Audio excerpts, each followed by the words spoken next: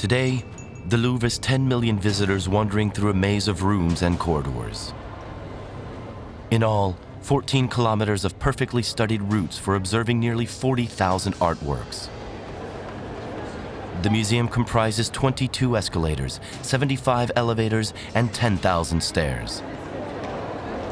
Figures to make your head spin, with just as many different services. Restaurants, cafeterias, coat rooms, auditoriums, special rooms for children, equipment for the blind. We now have a functional building in the sense that the crowds are welcomed, channeled, and distributed. It's become a much more efficient museum machine. Much more efficient in that the Louvre Museum has made an astonishing comeback. In the 60s and 70s, basically the Louvre Museum and Palace weren't very well maintained. It's a very long, very unwieldy building. There's no centrality, so it's not clear where to go in. In 1981, the museum was an immense L with 31,000 square meters of exhibition space. Jacques Lang, the newly elected Minister of Culture, made a proposal to take over the Richelieu wing, which until then had housed the Ministry of Finances. Lang's idea turned the Louvre into the largest museum in the world. That was the spirit of the memo I sent to the President, entitled The Grand Louvre, or For a Grand Louvre. And I said, think, if we go ahead with this, the Louvre would become the biggest and most beautiful museum in the world. Ieoh Ming Pei, the highly renowned Chinese-American architect, was chosen for the project, christened the Grand Louvre. First step, give the museum an entrance. The entrance would be the pyramid, a major transformation in the architectural adventure. Nothing could be left to chance, starting with its location in the center of the new museum, which changed from an L shape to a huge U.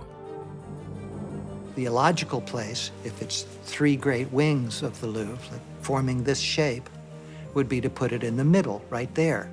Best place to do that would be underground, and then connect with three passageways to each of the three wings.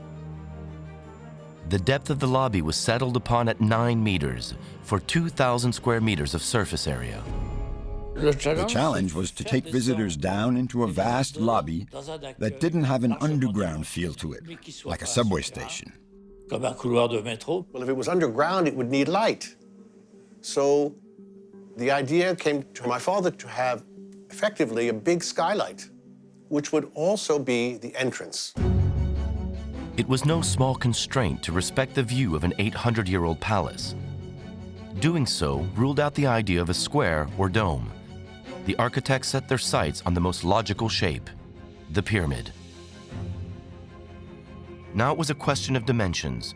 The architects made calculation after calculation, height, base, and most importantly, the slope, which proved to be a real brain teaser. 45 degrees looked like it was melting. We could make it more pointy. That felt too aggressive. The solution lay 3,000 kilometers away in Egypt, realm of the pharaohs, the greatest builders of all time. Pei drew inspiration from the most famous pyramid in the world, the Great Pyramid of Giza. After quite a lot of study, the Pyramid of Giza came to a proportion which is mathematically very close to a golden section proportion. Though Pei kept the proportions of the Great Pyramid, he obviously had to reduce its size. The glass pyramid of the Louvre would be 21 meters tall and have a square base of 34 meters to create an angle of 51 degrees, exactly like the Pharaoh's pyramid. In 1984, Pei's team unveiled their scale models to experts, politicians, and the general public. The Grand Louvre project immediately sparked a debate. Personnellement, je n'approuve pas le mélange des genres. Ça, c'est moderne, mais c'est joli. Encore un petit Ça diamant n'avait posé pas sur besoin de ça Je trouve ça terrible. pour la publicité du Louvre. Je la trouve très chouette. Atroce. The pyramid was a shock because it's glass. People said it's an international aesthetic, an American aesthetic. They said it's a technical object. People thought that, well, this is the most perfect building, the most perfect space. We have to leave it exactly like it was. You cannot touch the Louvre. And yet, for centuries, the walls of the Louvre have been moving.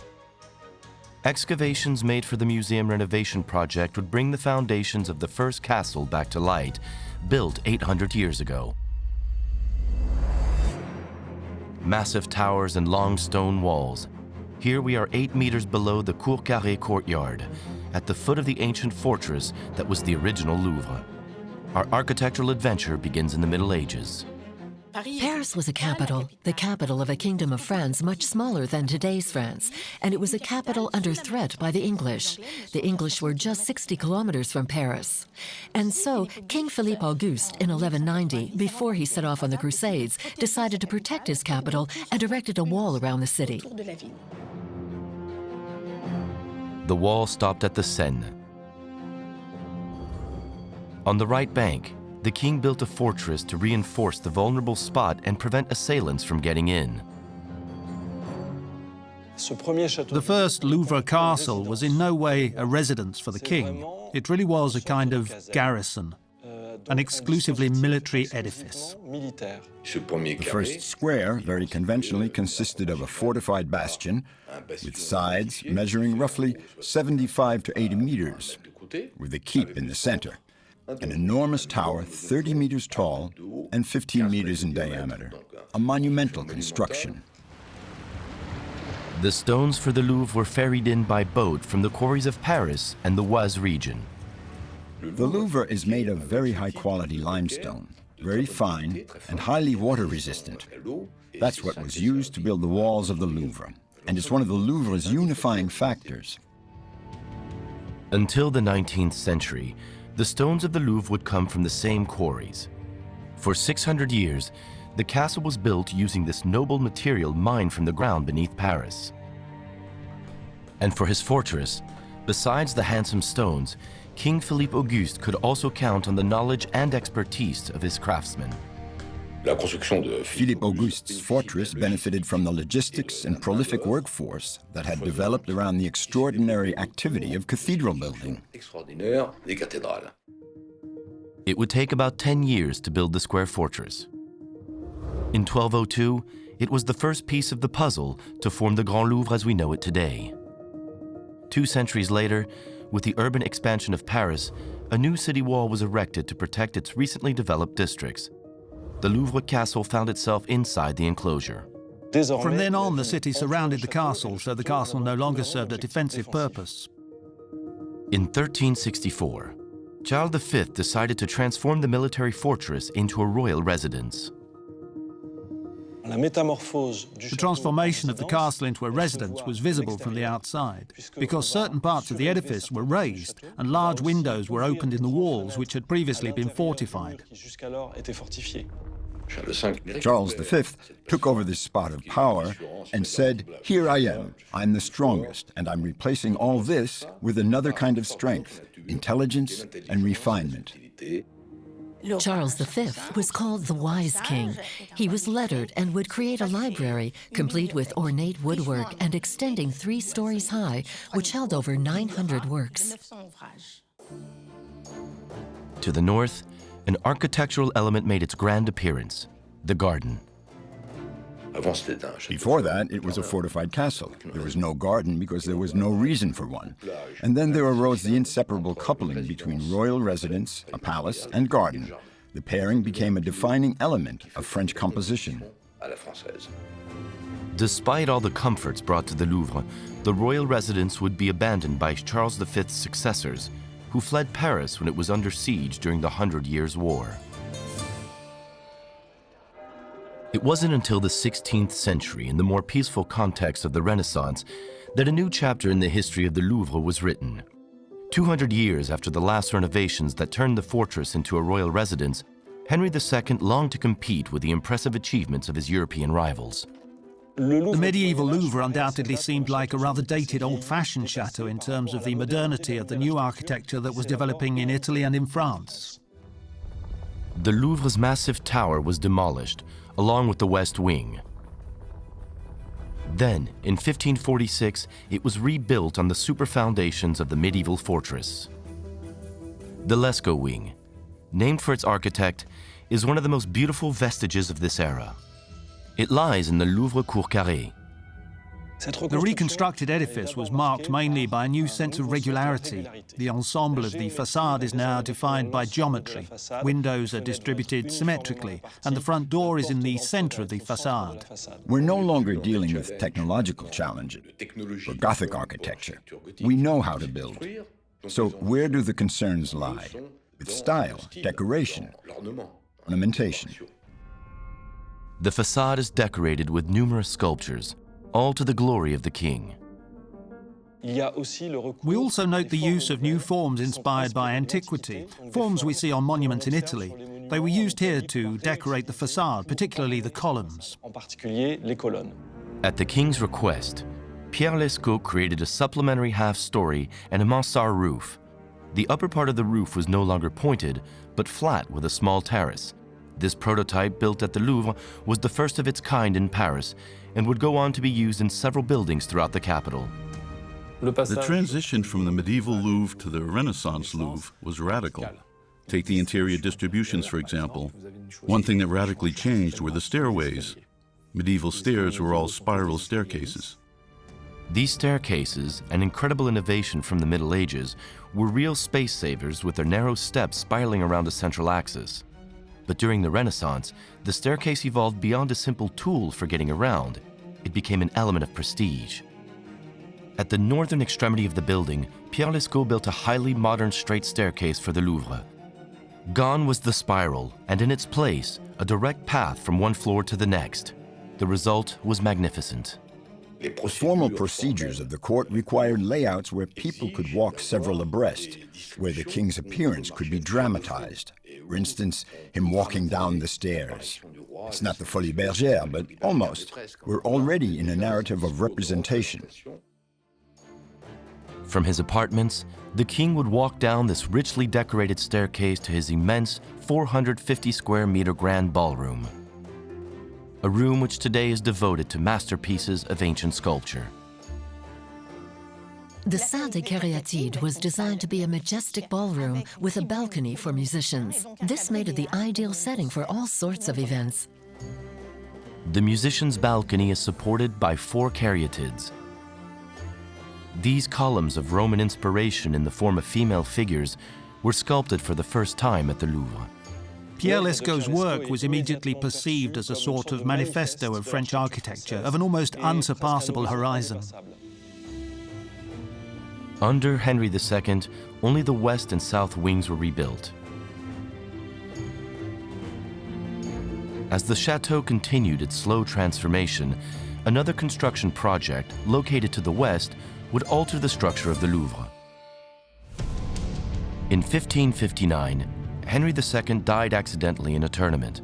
His wife, Catherine de Médicis, took the reins of the Valois dynasty. She governed in place of her children in a complicated political context. It was the start of the wars of religion. Issue was taken with royalty, and the Queen wanted to mark the presence of kings in the capital. For this reason, she purchased land about 500 meters west of the Louvre. The Queen Mother had a palace built opposite the Louvre Chateau. Since it was located on the other side of Charles V's wall, it was completely independent. Her new residence was erected where a former Tuileries, a tile manufacturer, used to stand, thus providing the name for her palace, the Tuileries. It was endowed with a vast garden which still exists today. The garden was very big, 300 meters long, and consequently the palace that was to stand before the garden had to be the same length. It was a considerable shift of scale in terms of what already existed on the Louvre site, because Lescot's facade was only 60 meters long. Her inaugural move changed the entire scale of the site. The Tuileries was still under construction when Paris was struck by the wars between Catholics and Protestants. Catherine de Médicis tried to appease the tension by organizing festivities in her nearby chateau, the Louvre.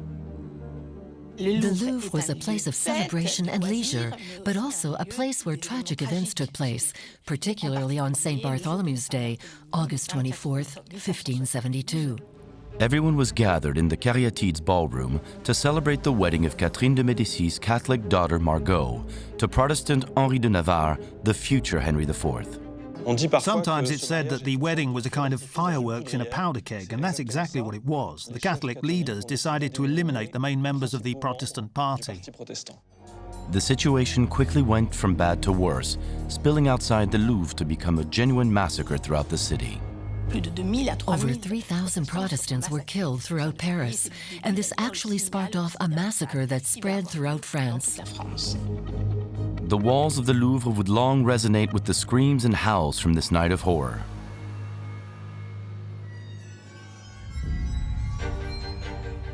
When Henry IV took the throne in 1589, he found himself facing a huge task: putting an end to the Civil War and establishing the new Bourbon dynasty, of which he was the founder.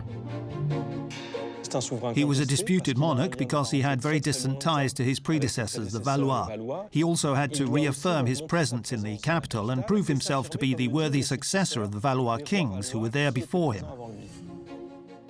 40 years after the initial construction work on the Tuileries, the king decided to build the greatest palatial complex in Europe. The architectural program involved quadrupling the Cour Carrée, completing the Tuileries Palace, and connecting it to the Louvre. Henry IV's grand design, depicted in this period illustration, became the reference for every subsequent French monarch who would try to meet the challenge of this incredible construction. It was no longer about redoing the Louvre to change it from a medieval castle. It became a question of planning an entire site that comprised a garden as well as an entire district between the Louvre and the Tuileries, which in fact meant acquiring all the homes that stood there. It was an absolutely monumental project for a monarchy. The king had less power than a republican state. He didn't have the right to kick people out by force. That was absolutely unthinkable. Otherwise, there'd be an immediate uprising from the people. So the development happened to the south where the river was, which was also free.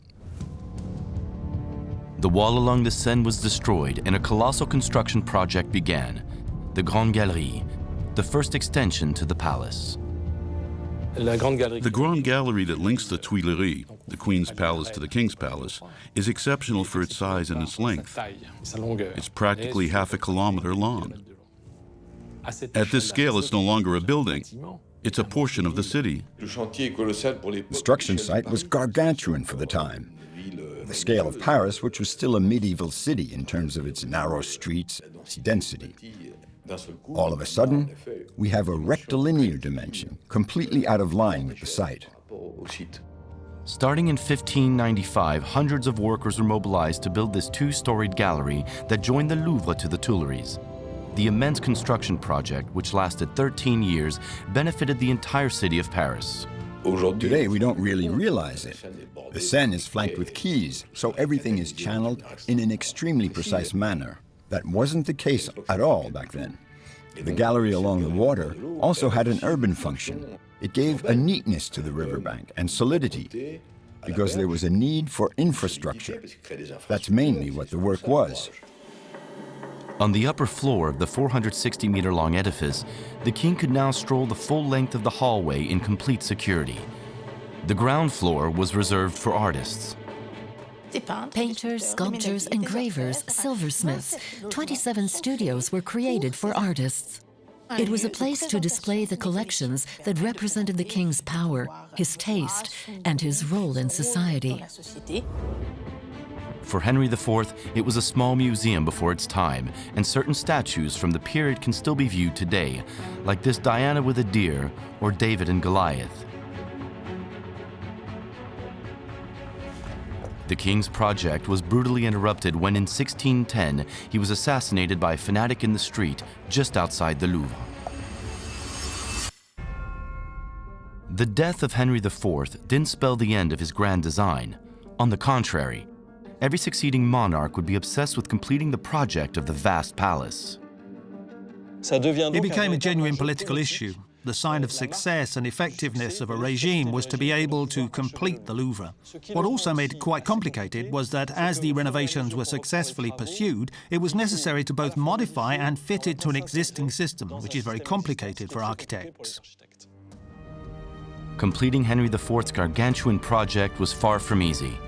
The surface area of the Louvre courtyard had to be multiplied by 4, so the small chateau needed to be expanded. But there was a problem. it wasn't at all intended to welcome such a large courtyard. But those obstacles didn't frighten Louis XIII.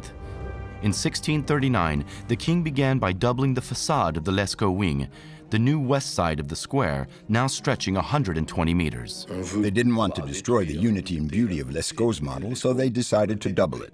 But doubling it meant creating a line that was too long and monotonous. So how could they do that in an intelligent manner? Jacques Lemercier, the architect in charge of designing the extension, came up with the idea of a pavilion in the center.